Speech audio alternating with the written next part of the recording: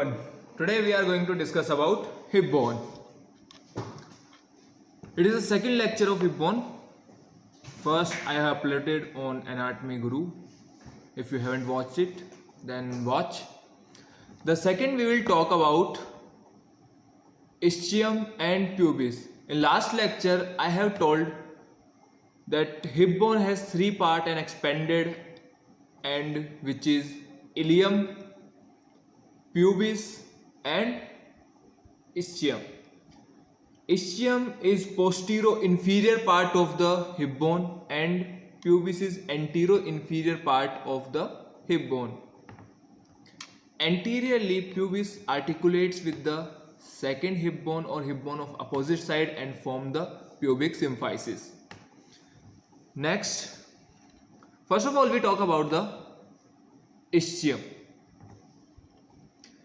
Ischium has three borders and three surfaces. Three borders are, this is the anterior border. Anterior border जो होती है वो obturator foramen की posterior boundary बनाती है and a posterior border continues with the posterior border of ilium and it has an lateral border which extend from upper part, it extend to acetabulum and lower down it continues as the ischiopubic ramus, conjoint ischiopubic ramus. Next we will talk about surfaces. It has an pelvic surface over here and posteriorly femoral surface between lateral border and anterior border and lateral border. It has femoral surface and dorsal surface here. It is the dorsal surface. Dorsal surface have an tuberosity known as ischial tuberosity. Ischial tuberosity को जब अपन देखते हैं इसको अपन दो part के अंदर divide करते हैं, upper quadrangular part and lower triangular part. Upper quadrangular part को एक रिज जो होती है वो मीडियल और लेटरल पार्ट में डिवाइड करती है. यहाँ पे अटैचमेंट प्रोवाइड होता है लेटरल एस्पेक्ट में semi membranosus muscle, origin of semi membranosus, lateral aspect में origin of semi tendinosus with the long head of biceps. जो लोअर ट्रायंगुलर एरिया होता है वहाँ पे अटैचमेंट प्रोवाइड कराते हैं ischial head of adductor magnus muscle on the outer aspect. जो इसका inner aspect होता है this area it is covered by the fibrofatty connective tissue. इसका मेनली फंक्शन क्या होता है, जब अपन सिटिंग पोजीशन में होते हैं तो it transmit the weight from the axial skeleton to the ground जहां आप बैठे हो. Next we will talk about the pelvic surface. जो pelvic surface होती है it provide origin to obturator internus muscle. Obturator internus muscle. Next, last video में भी मैंने बताया था आपको it is the greater sciatic notch. This one is ischial spine or and below the ischial spine there is a lesser sciatic notch. तो ischial spine पे attachment होता है एक तो sacrotuberous ligament का, दूसरा levator ani and coccygeus muscle. ठीक है. नेक्स्ट पॉइंट आता है जो lesser sciatic notch होती है इसकी अपर मार्जिन एंड लोअर मार्जिन. यहाँ से origin, these 2 points provide origin to superior gemellus and inferior gemellus. तो तीनों साथ में from here obturator internus with superior and inferior gemellus comes out from the groove which is present on the dorsal aspect of the or on the dorsal surface of the ischium. Next we will talk about femoral surface of ischium. femoral surface of ischium जो होती है, दो muscle को attachment provide कराती है. obturator externus near the medial point or near the medially, and on the lateral border it provide attachment to quadratus femoris muscle. तो quadratus femoris on the lateral border and here it provide origin to obturator externus muscle. This is the obturator foramen. obturator foramen को obturator membrane जो होती है वो cover करती है, या फिर obturator foramen की जो margins होती हैं उसमें obturator membrane attach होती है. And the interesting point about the obturator foramen is it is different in males and female. It is triangular in females and oval in shape in males. Next we will talk about ischium. ischium जो होता है, ischium has an body. This is the body of ischium and superior ramus and inferior ramus. Superior ramus continues upward and form iliopubic eminence, and inferior ramus of pubis attach with the ramus of ischium and form conjoint ischiopubic ramus. Next we will talk about body.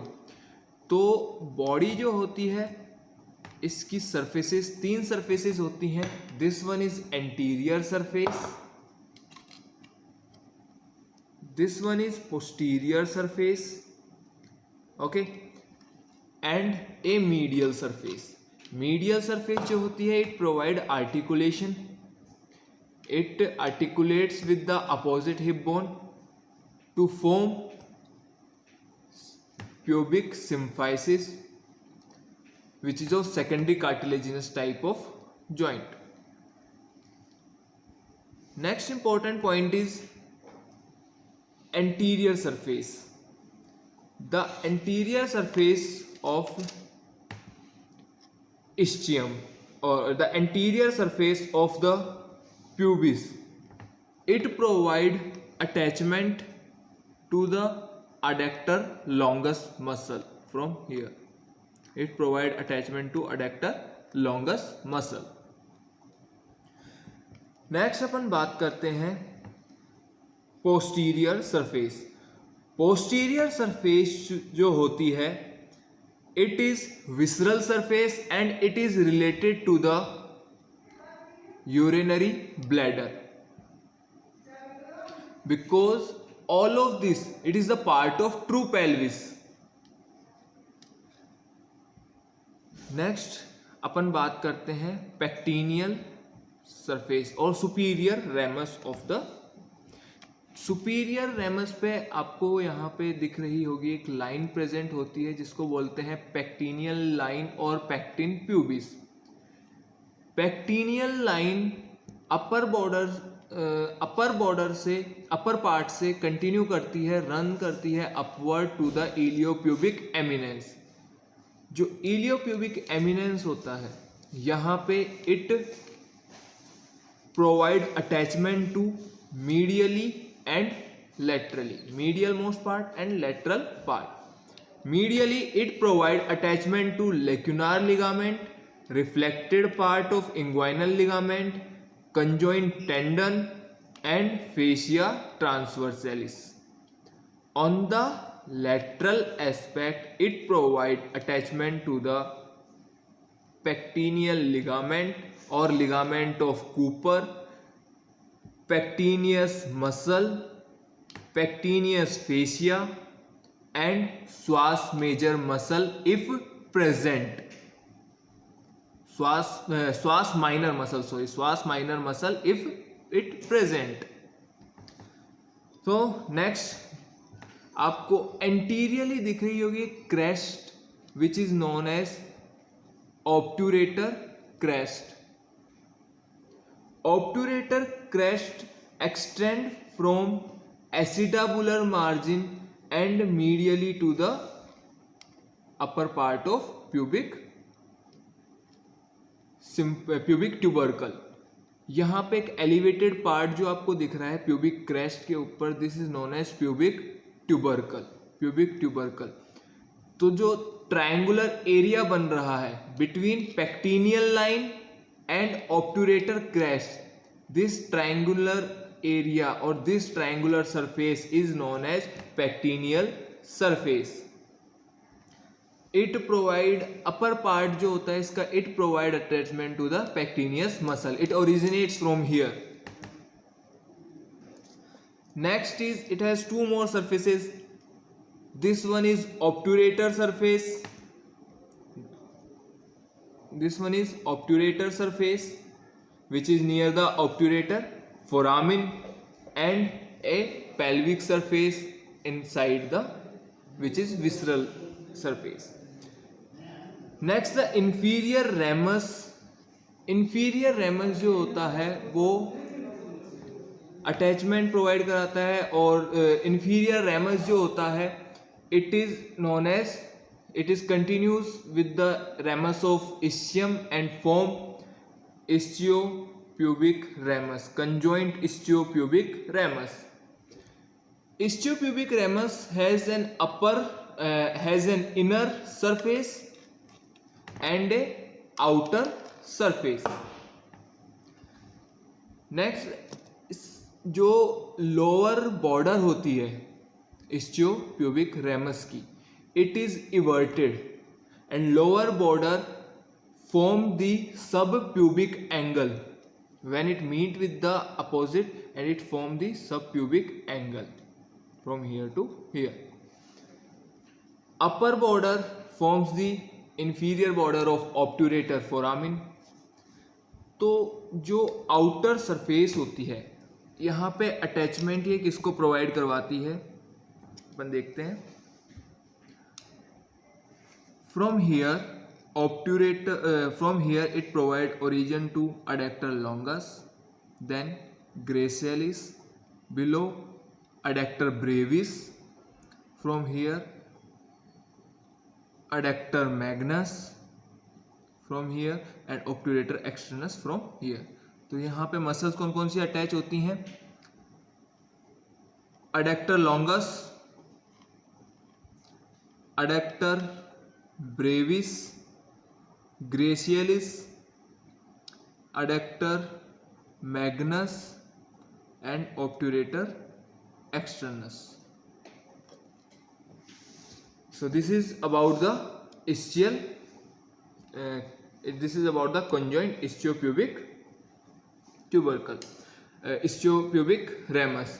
On the medial aspect, this upper area it provide attachment to the sphincter urethrae muscle and deep transverse perineal muscle, and the lower area it provide attachment from behind forward to the crus of penis, clitorius, ischiocavernosus and superficial transverse perineal muscle. दोबारा आते हैं. From before backward it provide attachment to crus of penis, clitorius, ischiocavernosus muscle and superficial transverse perineal muscle. Okay, next we will talk about the ossification of hip bone. उससे पहले अपन बात करते हैं acetabulum.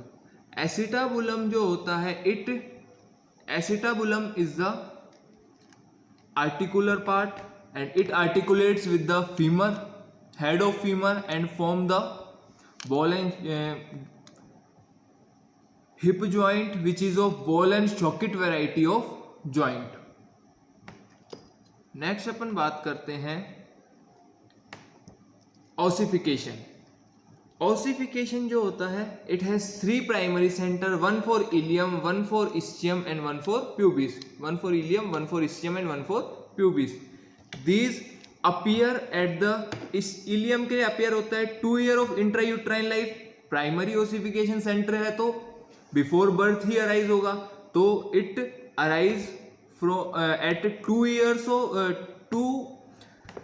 2 month of intrauterine life, and ischium के लिए 3 month of intrauterine life, and pubis के लिए it is 4 month of intrauterine life, and these fuses at the age of 18 years.